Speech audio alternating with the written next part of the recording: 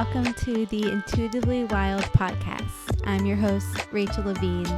Living intuitively wild is about coming back home to ourselves. Here, we talk about how to live connected to ourselves, others, and nature, and make a commitment to radical authenticity, vulnerability, and acceptance.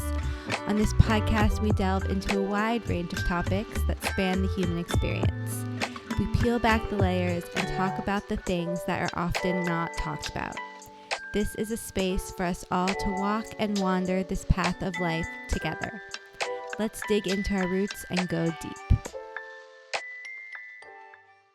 Hello, everyone. Welcome back to the podcast. I am so excited about today's conversation and today's guest because we are joined by Jordan Laurelle, who talks all about magnetism and manifestation. She helps you embody your most magnetic self with style, mental health, personal power, and manifestation. And those are some of the key topics that we talk about in today's conversation. As you all know, it is February. It is the month where everyone's talking about relationships and love. And I think it is so important to shed light on different sides of the conversation. And Jordan and I kind of go all over the place and go deep in some really interesting topics that I'm really excited to share. I also had the privilege of doing a session with Jordan a couple of weeks ago talking about my relationship with relationships and with myself, and it was a really profound, special experience, and I'm glad I got to have that connection with Jordan beforehand, and we talk a little bit about that in the conversation as well. I will keep this intro short because we do go in depth, but I hope you love it. I hope you leave feeling more trusting and connected to yourself and knowing that you are on your perfect path.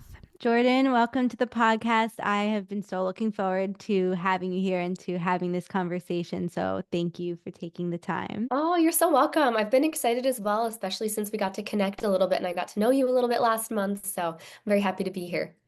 I know it's always so nice to have a connection point before we come onto the podcast because I feel like we already have this foundational level of connection that helps us go even deeper. So I'm glad we had that too. So first question, what is something you wish people knew about you that you don't think many do? Oh, that's such an interesting question. I don't think anybody's asked me that before on a podcast. Hmm. I think sometimes it took me a little while to realize this, and I've had actually several partners reflect this to me, but apparently I can come across as kind of like intimidating and really put together. And I guess I feel like I'm such a soft, sensitive person. And so I guess for those who don't know me and kind of maybe see this more, I'm a Virgo rising. So I think that's where it comes from. And I have always been like, performance based, especially for my upbringing, was very much about perfect grades and performing perfect on the piano and having a master's in piano performance. There's so much on being polished and put together and presenting like a final product. So I think that's kind of how I've been conditioned to show up that way. But I really want people to know my heart and just how I really care deeply about people and getting to know them on a deep level. And just that I'm a very sensitive person. That is so interesting. And this is the first question I start off all my conversations with. And one time someone asked me it back, and that was really similar, honestly, to my answer. The Hmm. fact that I just wanted people to know my heart and how sensitive I was and how much I cared. And maybe I have my sun and moon in Virgo, so maybe it's something about this Virgo Mhm. energy, this exterior. But I think it really does speak to the fact that what people see of us isn't always not necessarily who we are, but all layers of who we are. And it's not like we're trying to be a certain way for other people. It's just that everyone's going to see us the way that they see us. And there's different layers to who we are. And we can't always control that aspect of us. It's so interesting. And we even chatted a little bit about intimacy and how deeply we let people get to know us or, how well they actually can see us for who we really are. And it can be really, I know for me, one of the biggest blocks to sharing that really like soft, sensitive, lovey part of myself has been rejection that I experienced growing up. Like I was homeschooled, and so I was always like, I was an outcast and not cool and made fun of, and was always like other. And so I think it taught me that it wasn't safe to be myself. And so I think I also kind of constructed guards to how much I let people in, how quickly, because I didn't want to, I guess, get rejected again. So it's such an interesting topic because I think it's what people crave the most. We crave so deeply to be seen and loved for who we are. But it's like the hardest thing to let people actually see us. Because what if they don't love us for who we are? So I think it's like one of those core wounded areas that a lot of people have just surrounding being seen. Exactly. And as I shared with you, that's something that I've really had to work through. And I think the root of it can be slightly different for each person, but at its foundation is this wound we have around being seen and how that might hurt us.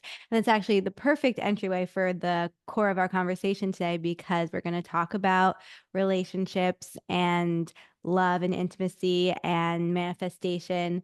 This is the theme that's going on right now. But I really want to start first with what does manifestation mean to you? Because it's become such a popular, trendy word. And I think that it can have different meanings. Different people can be misunderstood.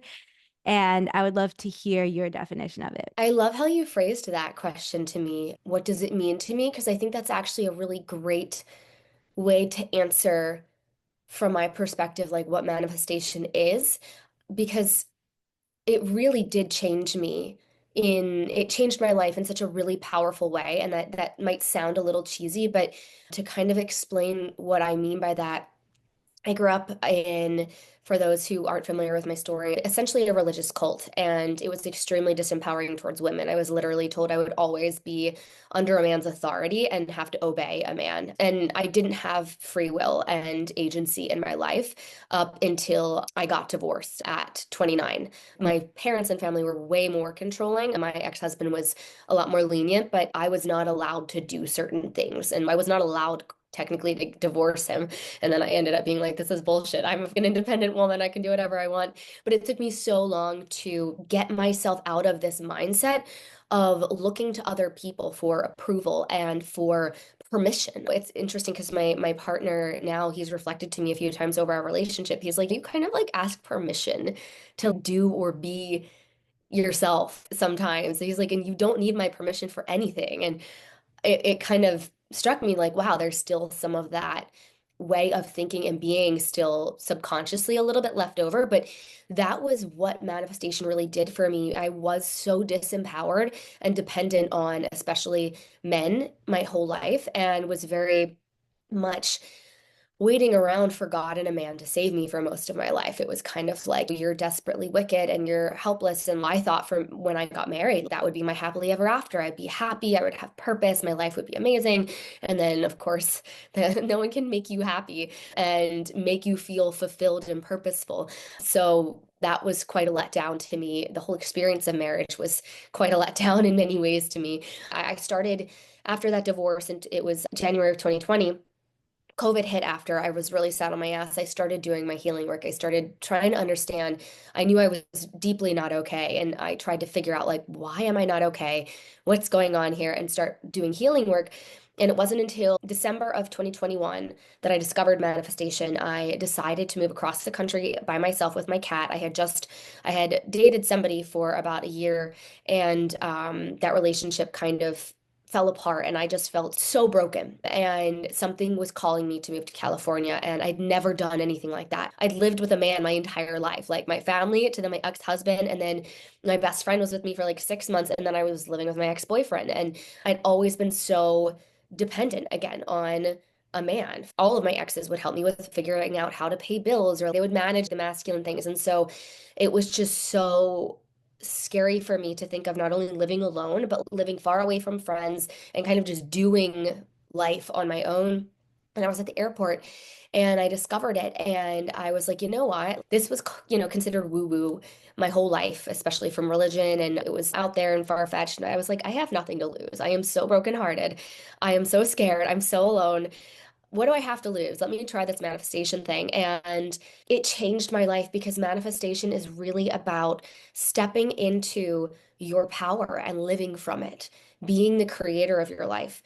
And it made me take radical responsibility for myself, for my feelings, for my thoughts, for my actions, for just me, who I was and how I was being. And I did so much work because of manifestation on, first of all, becoming aware of my thought patterns and my patterns of self-sabotage. And then so much work on changing them because your thoughts create your feelings to for the most part, some either conscious or subconscious thoughts, and then our actions stem from our thoughts and our feelings. And a lot of the times when we are self-sabotaging, which is just doing anything that's really blocking you from what's ultimately good for you and you ultimately want, it's because of thoughts and emotions that are not aligned with you showing up as that person who can call in the things that you want. And oftentimes your nervous system then gets dysregulated, and we can't seem to do the things that we want to do or be that person we want to be to create that business, call in that relationship, whatever, keep that relationship, whatever it might be. A lot of it comes down to thoughts, feelings, and the nervous system. I did so much work on those things, and it really changed me from the inside out. And it started off, I was just like, I want to finally manifest love. I'm tired of being so disappointed by love. I want to manifest an amazing apartment out in California, and I want to be financially independent and financially comfortable out there all on my own. I came to manifestation for those things, but I really just am so much more grateful for the person it's helped me become because I am now such a stable, happy, confident person because of how I've retrained myself. It was a lot of anxiety that I ended up working through. Anxiety is stemming from your thoughts, and when you can really get a hold of your thought life and take control back because we're not our brain. And I think it's so easy to think that we're our thoughts or think that we're our emotions. They feel like us, but they're not. And we actually can control our thoughts and control our mind. And that really is how you be in your power and create. And so that's what manifestation really, to me, it's taking radical responsibility for who you are and creating the things you want, figuring out how to empower yourself to be able to create them. I resonate with so much of what you said. And a lot of it's been similar to my experience of manifestation. And I think if you're truly doing manifestation in a way that is sustainable and impactful, you are getting to know yourself. You are, like you said, taking responsibility for yourself, empowering yourself, and rewriting your beliefs, choosing what you actually want to believe about yourself and the world, and creating a new story for yourself instead of just taking on all the conditioning and the projections and what has been ingrained in you from a very young age. And that is how we're able to change our life. And it is the feelings that lead to the physical, tangible things that come into our life. It's created by us being who we want to be and being the people we're meant to be. And that comes first by knowing ourselves and understanding ourselves. I think that's kind of why I shifted talking about manifestation to magnetism because just after diving so deep into this and really figuring out what worked and what led me to being in this state where I just feel like I'm magnetic, where I'm just like being and living my life and following my bliss and I'm magnetizing all the things that I wanted all along. And it really, the steps of manifestation that I teach are all about embodiment to help you be that person. So it's just about who you're being, which really though, like you know so well, comes down a lot to your thought life. But then the second piece for me, so that's like the being in flow with the universe is really getting those steps and embodying that person who has a thing so the universe can work with you. But then being in flow with you is a step that so many people miss. And that's where I find most people are blocking themselves with manifestation is they are at war with themselves. So, for example, for me, I had such a hard time with love for most of my life. And I couldn't seem to manifest that healthy, deep love that I wanted so bad. That was the deepest desire of my heart. I love love. I just have wanted a beautiful, healthy partnership. And I kept finding myself in so much pain surrounding that topic. And it really, when I finally got good with me, that's when everything changed. As I got more in flow with myself, which to me means having a really healthy, stable, secure relationship with yourself, knowing how to give yourself all the things that most women are looking to a man to give them. That was when the type of man I started attracting changed. I saw them become more emotionally available, and I've just seen so many more things come effortlessly, and I'm able to keep them because I'm not fighting myself. So often, the things that we're trying to call in or keep are not safe to our nervous system, and we don't know how to support ourselves in actually calling them in and holding them and keeping them. It's so much about who you are being and your relationship to yourself. And I think if you can get those two things locked in, like that to me is how you become magnetic. And it really is like, it's fun. It's almost like sitting back and watching. And it's not that I don't take massive action, I do, but there's this ease to it all. It doesn't feel like I'm struggling or like I'm striving. And that was really how I felt most of the time in my life and in my business beforehand. It's just a very different way of being that is so wildly attractive to abundance, to amazing people and opportunities. It's an effortless, easy energy. Yeah, I love that shift. I'm big on words and being really mindful of the words we're using. So I love that shift from manifestation to magnetism because something that I've really connected to in my own manifestation journey is the concept of confidence and how if I'm confident in myself, that's manifestation. That is all I need for manifestation because if I'm confident in myself, I believe in myself, I like who I am, I can show up for myself, I can be honest with myself. And it kind of is the umbrella for all the other things that fall under everything you were talking about with manifestation. I also love everything you were saying around not needing to seek permission from other people and Mm. really learning how to validate ourselves. Because what I've noticed within myself and other people I've worked with, clients, friends, family, everyone really is the places we go the most for other people's approval or validation or for other people to tell us what to do are the places we most need to turn to ourselves and the places we most need to get to know ourselves and be honest with ourselves and trust ourselves. And I think when we feel safe enough to do that and have the tools to do that and the confidence to do that, then life does become so much easier. And we don't have to be constantly in our head thinking and striving and searching and seeking. We are just able to flow with life more. Yeah, so many of the blocks that I had experienced in my business and just the things I wanted to manifest in my life came from looking to other people to give it to me or to help me with it or to give me permission that I was worthy of it, especially stuff with showing up differently on social media. It's like, oh, well, are people liking the content? Are people resonating? Am I getting good feedback? Instead of being like, no, I want to talk about different things online. I'm going to give myself permission and know that the people that are craving what I have to say are going to find me. It's just such a different energy, and people can tell, people can feel when you need something from them, even if it's just permission or liking you or accepting you. People feel that energy, and support is so important, but it's another form of codependency, I think, where we're relying on other people. And the more I have done so much work to be healthy in myself, but especially in this amazing relationship that I'm in,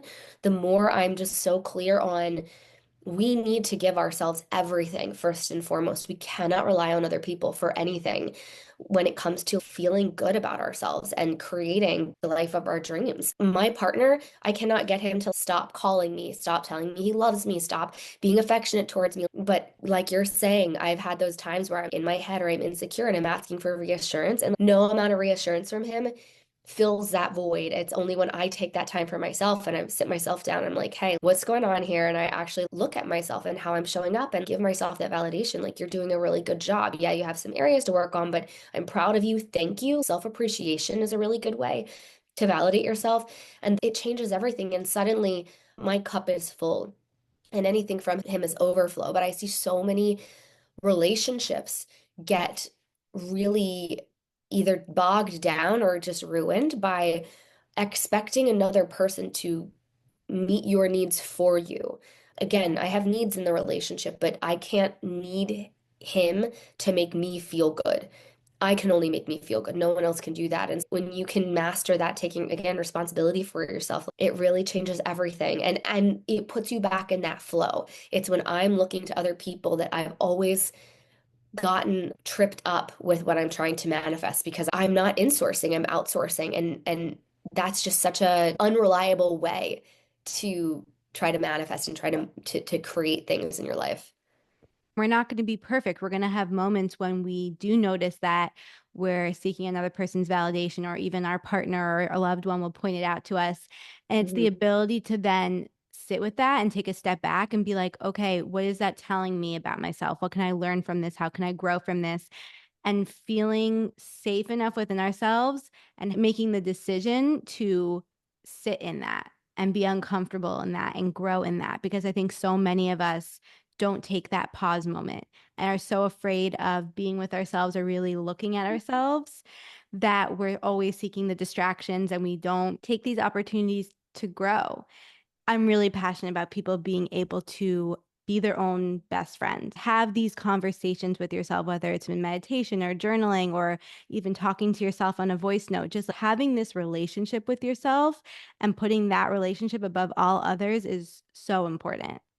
Yeah, it's the foundation. That needs to be the lifeline. And then other people are, I don't know, this is maybe a silly example, but the oxygen tube. And then other people are maybe medicine that help you feel better. But like you have to be your own lifeline. And then it's all support. I get so much love, and we need love as humans from family, friends, from my partner. But if I'm looking to him to feel love for myself and I can't feel it without him, it suffocates the other person and it handicaps you. I love that, being your own best friend. I feel like that's a great way to put it. It changes everything. And you move through the world. I really like that word confidence. I feel like that is a great way to describe a lot of the energy that I feel like I'm in when I'm being magnetic. It's this confidence that everything is working for me and that anything meant for me won't pass me by. And I trust myself to show up in the ways I need to. And I trust that I'm good enough for everything meant for me. And it really is, I'm moving through the world with confidence. And that confidence, I've never felt more confident than I have at this point in my life. And it's because I've never been as connected to myself and known how to, I take care of myself. And I trust myself to do that now. I didn't used to, but I've built that with myself by over and over again when I'm falling apart and a mess, showing myself, okay, I'm going to sit down with you. I'm going to listen to you. We're going to journal this out. We're going to get to the bottom of this. I'm going to hold you in these emotions. I'm going to go maybe make some soup or a bubble bath. I'm going to actually be there for you and take care of you and get you through this. And then I'm going to have you maybe go to the gym, get out of your head and feelings eventually after you felt them and validated them. And showing up for yourself that way, you start to trust yourself. And you really do move different when you know you've got your own back and you can take care of yourself. Yeah, absolutely. And how did you start this process of building that trust with yourself? Because I think that for some people, it can be easy to hear, like, oh, journal and take time by yourself and X, Y, and Z, but it can be really scary to make that jump. And I've had a lot of people come to me and say that they feel so much resistance to spending more time by themselves. I'm curious if you have any tangible tools or even rituals or action steps that you feel like could help people start to build that relationship.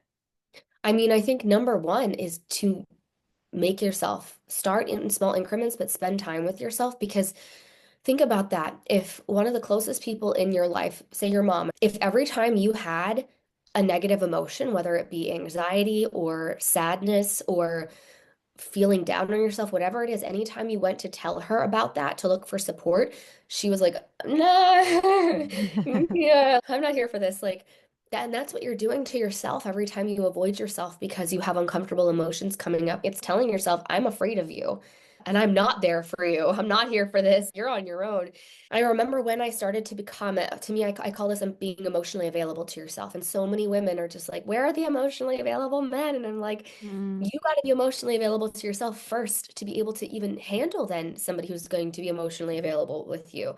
It was shortly after a breakup, I I was so used to going to other people and just dumping all of my pain out for them to hopefully help sweep together for me and fix and help put me back together. I was like, I'm being such a drain on the people in my life. And a lot of my friends were busy. I had moved across the country. And so I was kind of like, I need to learn how to clean up this mess myself. And that was when I started being with myself in the intense emotions. And I just cried so much. I journaled so much anger and sadness out. And it was just that process of sitting with myself while I had those massive emotions. And it was so uncomfortable. And I just wanted to escape it or numb it half the time. But I really made myself keep coming back and trying to show up and sit with myself. And it gets easier and it gets less scary. And you become less scared of yourself and scared of those emotions. And I think journaling helps a lot. You can voice note yourself. But I think that process of being there for yourself to get it all out. And I would hug myself. It's honestly for me, it was a lot of my inner child that needed, because like I didn't have parents that were emotionally available to me. They didn't know how to be there for me in that way. And then I never knew how to myself. So really, I had to go all the way back to my inner child and I'd sit there and hug her. And I would literally hug myself and be like, I'm so sorry you're going through this. This sucks. This is so hard. Just kind of what my inner little girl needed to hear way back when. They just need to be held and comforted. And that's what I needed. And the more I did that with myself, I started to really feel this connection to myself build.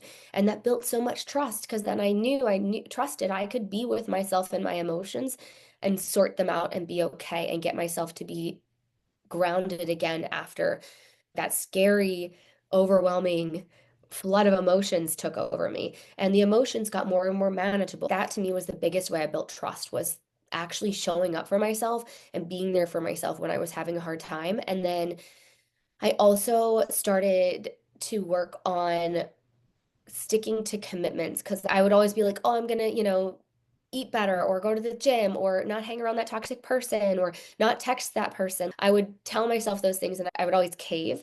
So I really worked on my discipline with myself to, in small ways, try to keep my word, to be realistic about what I was telling myself I would do. So I wasn't gaslighting myself or creating more damage, but I would try to pick small things. And that also is a great way to build trust with yourself to show yourself that you follow through on stuff for yourself and that you trust yourself when you tell yourself you're going to do something, you're actually going to do it. A lot of this probably sounds like a romantic relationship, right? It really is kind of the same thing. We don't think about it, but we need that same effort and trust and attention that an intimate relationship needs. But people don't tell you you need to do that with yourself, but you do. And it makes all your other relationships so much better because you have this rock within yourself. It really makes you a lot more grounded. It is just like a romantic relationship. And when you can have boundaries and trust with yourself, you can have boundaries and trust with another person. And that will also prevent codependency in a relationship because you're not bending and breaking your own rules over and over because you've held them within yourself so you can hold them with another. If you want to manifest love, it really starts with you and your relationship with you. The healthier you are in yourself and the better relationship you have with yourself, the better you're going to attract. Boundaries are a great example of that. As within, so without. But there's always the other side of the coin because there are the people who are so afraid of being with themselves and sitting with themselves and knowing themselves and always want to be in a relationship. And then there are the people who are more comfortable being by themselves and have a harder time opening up to others. And of course, there's everything in between. This is a large, nuanced spectrum. And I am definitely on the side of the spectrum who of the person who is really comfortable being alone and really confident in myself being alone and trust myself and got that feel grounded in that. But when it comes to being open in a romantic relationship, that's harder for me. So I'm curious what you would say to those people. hmm I think that you're in a great place to open yourself up to another person because you have that stability in yourself. And so you know you can handle any hurt that might come from trying to do that with somebody and them not being a good fit or being able to do it well with you. This is something I've had to learn within my relationship. We need to be able to have a certain level of tolerance and resilience within ourself and our nervous system for people to mess up because we are all flawed and we're all going to make mistakes. I think it's really good how grounded you are in yourself because that's going to help you have some level of like tolerance for another person not being perfect and not always getting it right. I think I would are you talking about like how to open up to somebody else or how to manifest somebody else that you can do that with?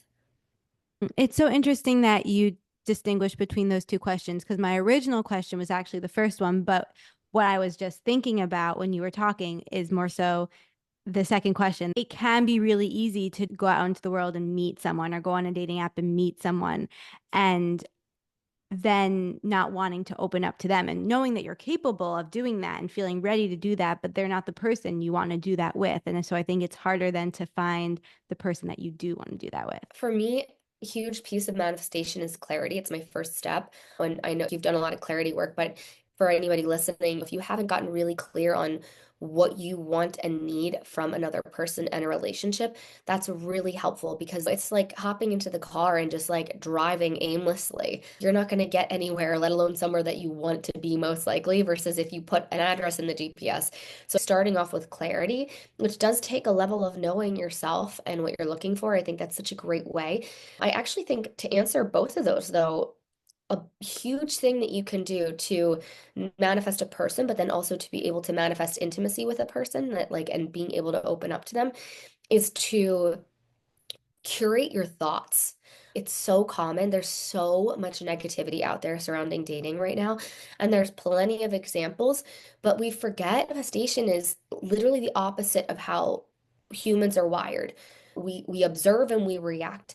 That is not how you create, and that is not being in your power. Being in your power is deciding what you want and operating that way and then calling it in.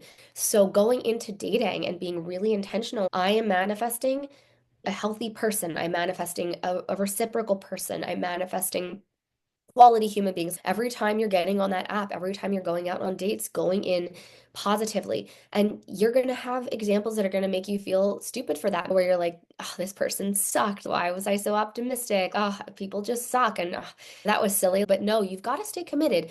Even when you feel delusional, I think that's a good thing you can pull from the whole Delulu trend. It truly has been being delusional. What I mean by that is me staying so committed to what I wanted to call in. And it was really hard for me last year. I was going on a ton of dates and I was actually manifesting better and better people, and to the point where like they were really wonderful, kind people spending so much time and money on dates and getting to know me, and I was treated so well, but they were just not what I wanted. And I was getting, my family meant well, but they were just like, Jordan, no one's perfect, you're just kind of being unrealistic, what's wrong with them, give them more of a chance, you're being so hard. And I was just like, no, like I know what I want.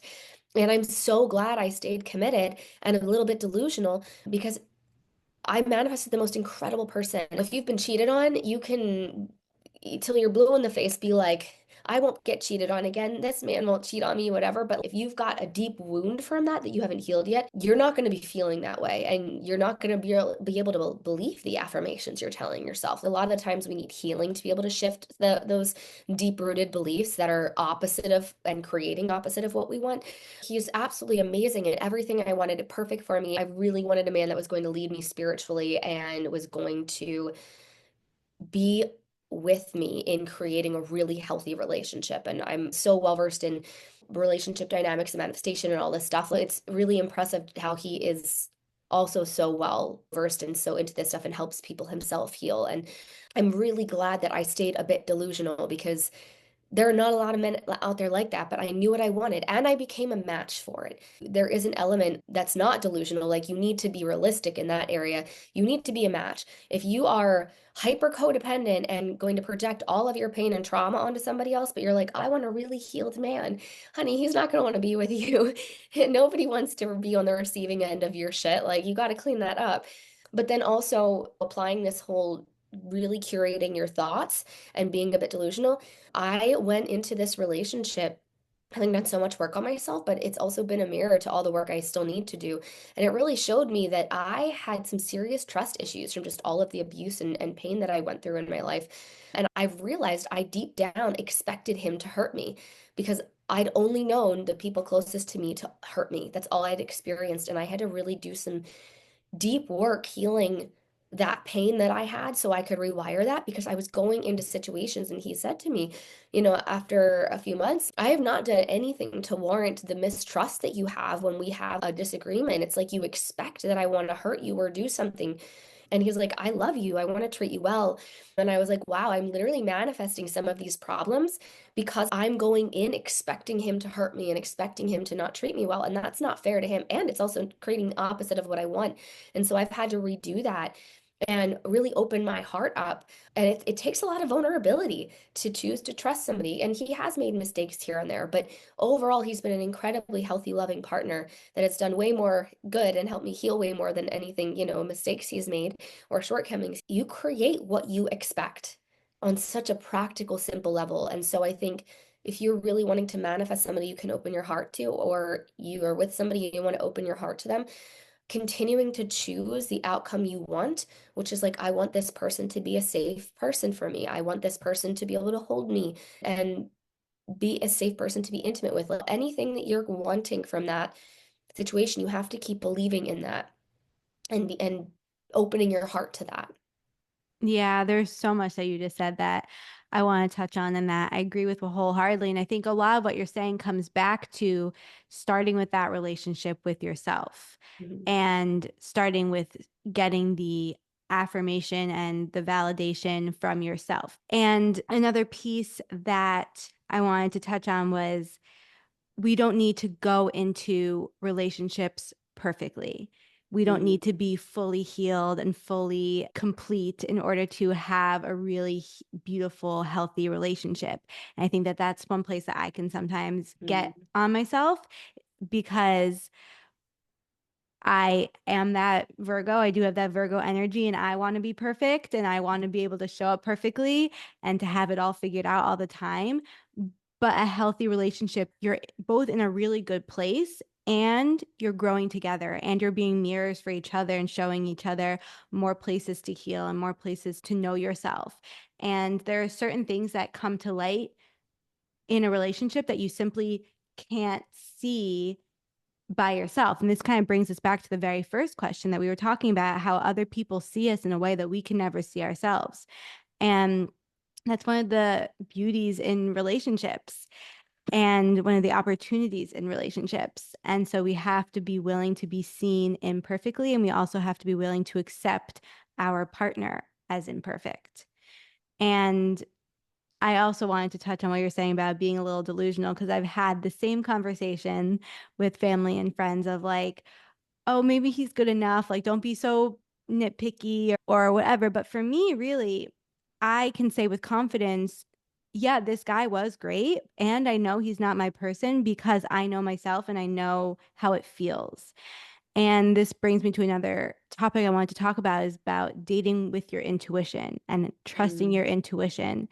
And I really lean on my intuition now to guide me and not needing to follow the perfect rules to date or not needing to go on X amount of dates every month to find your person. I really tune into myself and what my intuition is telling me. So I'm curious what your relationship is like with your intuition and what you think about it in terms of dating. Absolutely. I think it is so important. And it can get a little tricky, and I'll touch on that in a second with where I had a little bit of trouble. But I definitely listened to my intuition. And every single person I have dated up until I went on that date with my partner on May 17th this year, every single other person inside, I kind of was just like, I don't think they're my person. And he was the first time I ever was like, I had this excited, happy feeling. And I was like, I really think he could be that person. And it was the first time I ever felt that potential and excitement going out with somebody. And I just felt so good about him. And it was just a yes within me towards him. I'd never felt that yes. It had always been like, I don't know about this, or probably not, or this isn't really what I want, but I'll give it a chance. It was always giving a chance, and it feels so different. And this relationship has been so different. And he truly is so much of what I said I wanted. And that's where it can get a little tricky with again, get clear on what you want. It's been a very interesting experience for me. And I feel so deeply like he is the right person for me. And we are so amazing together. And just what we have is so special and beautiful. But I definitely had moments of questioning because I did realize that some of my expectations or some of the desires I wrote down were a little codependent. I still had a little bit of the I like a feminine masculine dynamic, but I think it can sometimes be we still have a little bit of like that Disney princess thread that colors women's expectations with dating sometimes.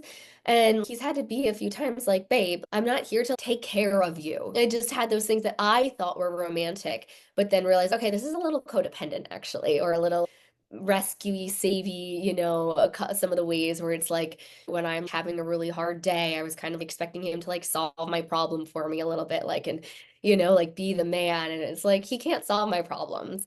And like that's not fair to expect that of him. So that was one area that I felt like I had to really think through and be like, okay, this doesn't feel good and this isn't what I want, but actually he's right. And having shifting what I think I want slash my expectations a little bit is actually I had to really get clear on my values, and I really value a healthy relationship. And just from what I read in our conversations about codependency and what a healthy relationship is, and I asked friends and I was like, okay, he's actually right.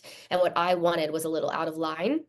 And then the other thing was we had about a month where we were really rocky and fighting all the time. And I was like, damn, are we just not aligned? And we're not going to be able to work through this. I had to really dig deep to figure out what was my past trauma and wounding versus what was us not being quote unquote compatible. And that was where I was having trouble with my intuition because I genuinely felt so confused about whether we weren't compatible or it was like we both kind of found an area where he has some trauma and makes him a bit avoidant, and I have some trauma that makes me a bit anxious. And our attachment styles are kind of different here, and we both need to do a little bit of work on ourselves to find that healthy, secure middle ground in this. And that ended up being what it was. But when you have problems, I think it can be sometimes a little tricky. And I'm really grateful for I got back in therapy in October. Just some personal things I was dealing with more so than anything that ended up actually affecting the relationship a little bit. And I'm so glad I got back in therapy because we had some great conversations and some concerns I had. She was able to walk me through these things and be like, yeah, that's maybe not the most healthy expectation or way to show up in a partnership. That's not the purpose of a partnership. Just old things that I had from my past relationships or my upbringing. And it helped me sort through that. So I really believe intuition is so powerful and important, but I also think it needs to be paired with being really grounded in what your values and worldview and belief system are, because that's what really helped me navigate when my intuition was not to be found anywhere because I was so confused by these things that I was like what the hell is going on here? Why is it so hard to just be together right now? One of us is getting upset all the time. So it came down to a root understanding of expectations and what's healthy, and like we kind of just had to sort through some of that. Yeah, I think that what can be tricky about our intuition is often the places that we need the most healing, we're furthest from our intuition. It can be really hard to tap into it. And again, when we build that relationship with ourselves, we build that connection and conversation with our intuition. And it's a muscle that we have to strengthen. And if we don't have it, it can feel really quiet and feel confusing. And that is why I think knowing our values is really important.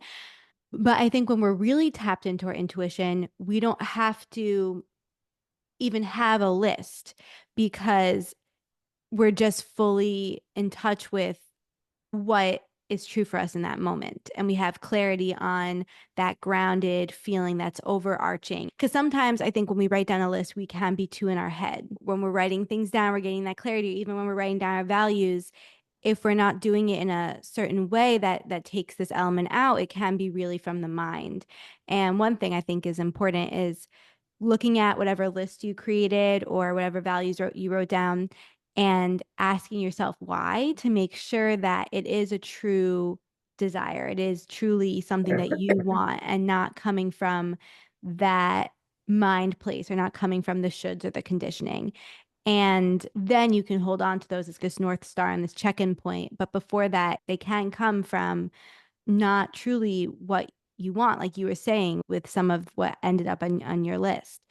But when our intuition is really strong, the list doesn't even always need to be there because we just can rely on that feeling and get out of our head and into our body and our heart. But we have to have that relationship with our intuition in order to do so.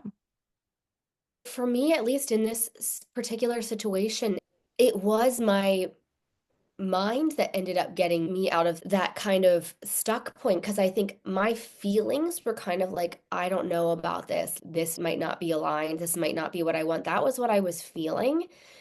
And it wasn't until I had a conversation with my therapist and with a couple of friends that I really trusted. I've kind of always had this idea of relationships of union and blending, which they are. It took him and my friends and my therapist being like, that doesn't mean you can't still have these things you create together, but it's okay to have these separate things and for them to be seemingly not compatible, and you'll have your together thing. So I don't know, for some of the stuff that I guess I just from growing up was like, no, we need to want the same things or we're not compatible. And that's something you need to ask. What does the other person want? If you want different things, you're not compatible.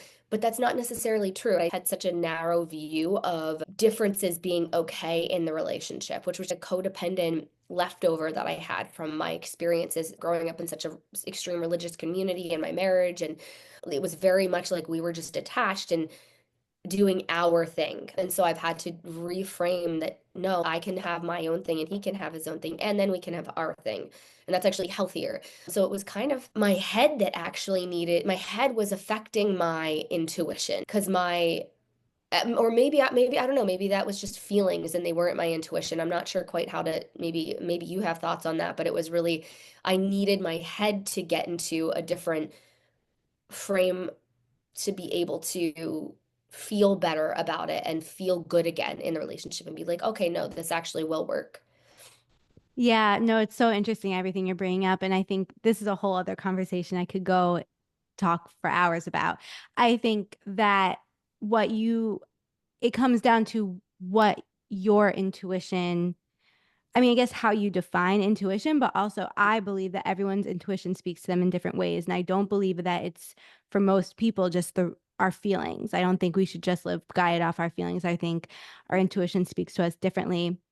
So it sounds like you really did navigate, you had to remove some blocks and some past beliefs that were impacting how you felt to get to what was true for you.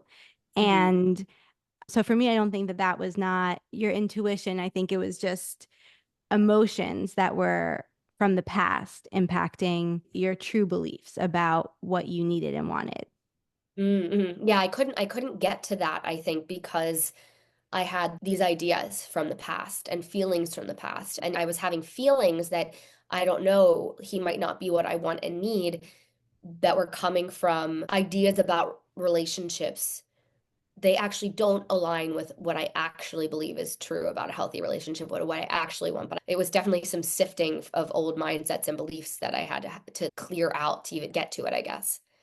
Exactly. And that's why doing that work with ourselves to bring it all full circle, knowing ourselves, having that relationship with ourselves is what needs to come first because only then can you understand how your intuition works and listen to it. Only then can you know what is in your way, what your blocks are. Only then can you move forward with confidence and bring in, magnetize all the things you want. So it starts with that relationship with yourself. So this Valentine's Day, if there's anything you do, I would say it would be to sit down and have a date with yourself, spend some time with yourself, get to know yourself, build that trust with yourself, and learn to love and accept and really embrace yourself. Self-love is where it starts. Yeah. And I guess that was that relationship with myself piece that I needed to, and that's what happened. I like came back and really sat with what do I believe is a hallmark of a healthy relationship. What does it actually look like? Let me revisit these ideas I have, and I got re-clear based on new information from trusted sources on what a healthy relationship is looks like to me, and then what I want based off of that. So it really was me sorting myself and my desires and my belief systems that then allowed me to be able to come back to the relationship and be good in it again. It was my own work, yeah. Yeah, and it's those moments where things pop up where we can't hear our intuition or we're coming up against a block with ourselves or we're feeling too emotional or our minds controlling us where we can be like, okay, this means that I need to take some more space with myself and have that check-in moment with myself. And so we have to watch for those check-in points. And I was able to do that with myself and trust myself with it, whereas I haven't in the past because I do have a really good relationship with myself and I trust that I don't self-abandon anymore because I was a little afraid to change what I thought I wanted because I used to just completely throw what I wanted and needed out the window just to keep a person or a relationship in the past. But I've built that trust with myself that no, I'm not going to abandon myself. I have my back. I trust myself with that. So I was able to not be afraid to take a look at what I think I want and what I think my relationship that I want looks like and shift some things because I knew I wouldn't be doing it in a way that would be disservicing myself or abandoning myself. Yeah, I've had those things pop up too. And it doesn't when we have that strong relationship with ourselves, it doesn't mean that everything's perfect or we automatically know how to show up so aligned in every situation, but it means that we have that connection to come back to. And the stronger that it builds, the easier that it becomes, and the quicker we can kind of reroute when we fall off track. 100%. Do you have any last tips or rituals or pieces of advice or anything coming to you to share for someone who is seeking some sort of solace this Valentine's Day? The biggest thing that I've had to really learn is to trust myself and to trust the timing. And I think when you do have trust for both, it really makes everything so much better. It's just so ironic to me. My partner and I matched on Hinge when I was in LA and I was still living with my ex because we broke up in January and our lease didn't end until end of August. So that sucked. It was hard. I'm proud of how we navigated it. But I got back on Hinge around May to try to just like I was like, I need to just be seeing other people. I need to try to move on, even though I'm still living with this person. We had a two-bedroom, so we were just living as roommates. But we matched on Hinge and we chatted for a little bit.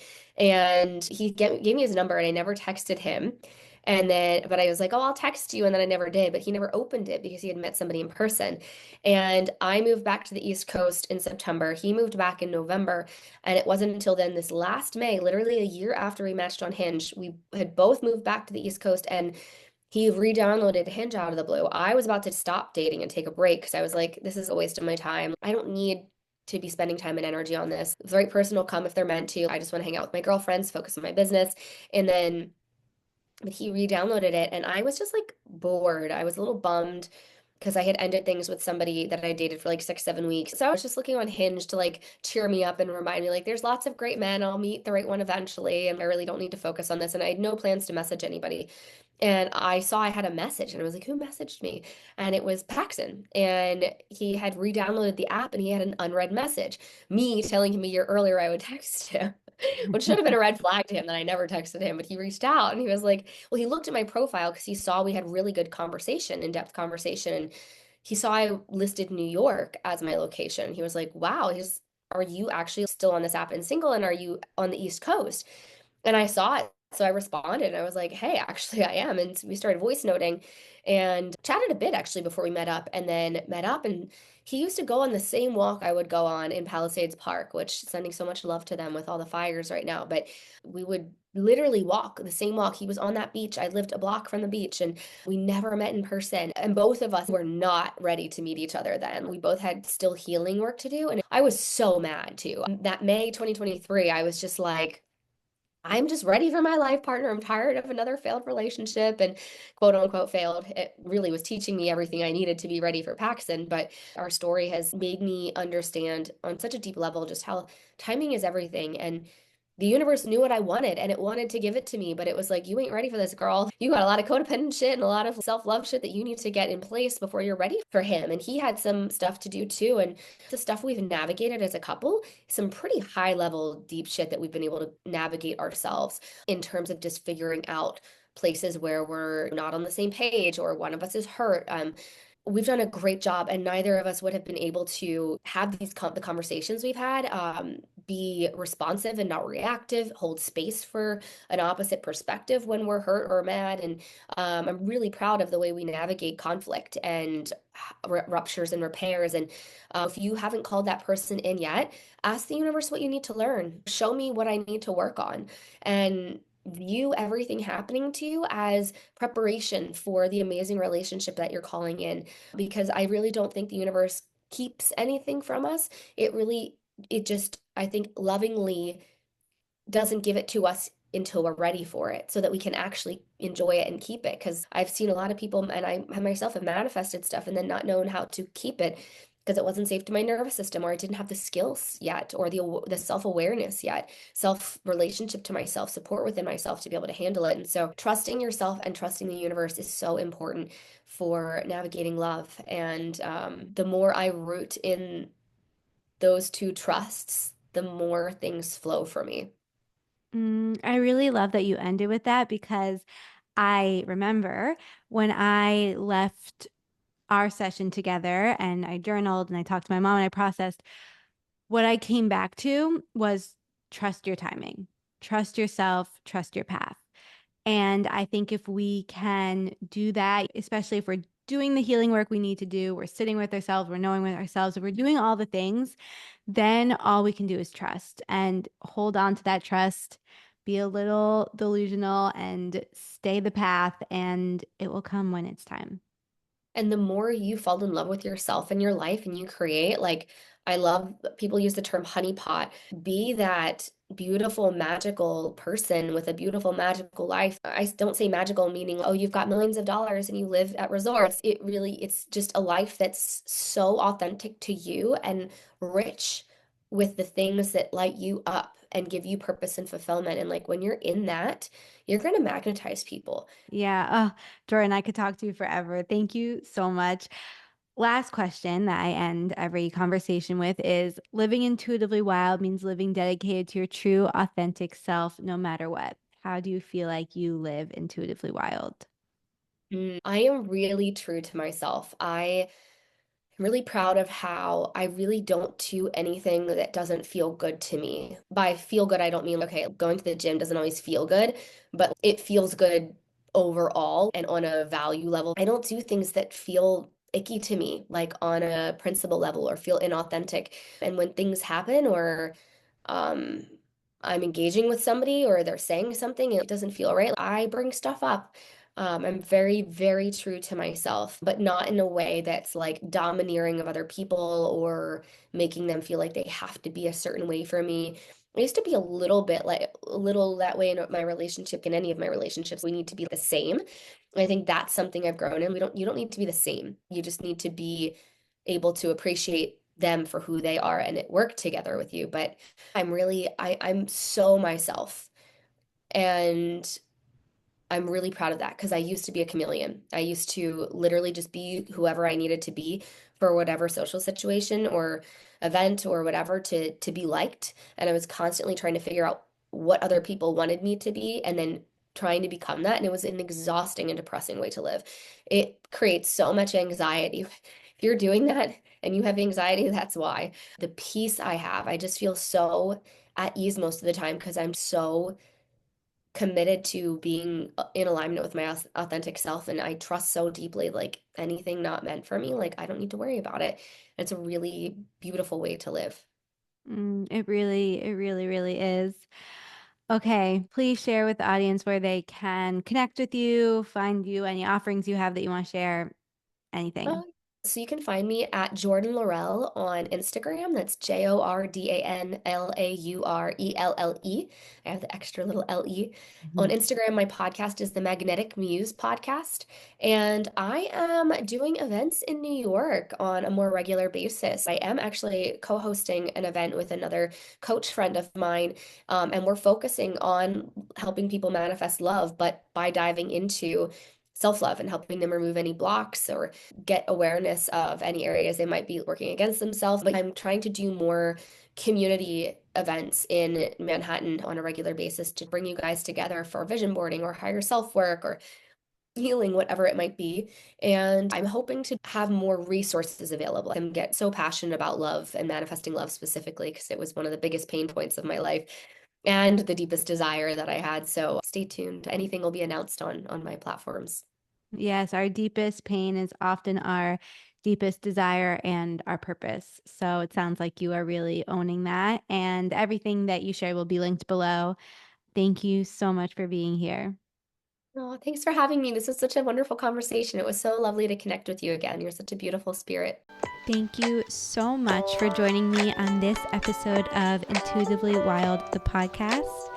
I hope it helped deepen your connection to yourself, sparked some insights, and inspired you to live intuitively wild. If you enjoyed this podcast, it would mean so much to me if you would share it with others and leave a rating and review. And please reach out to me. I would love to connect with you. I will see you next time for more magic.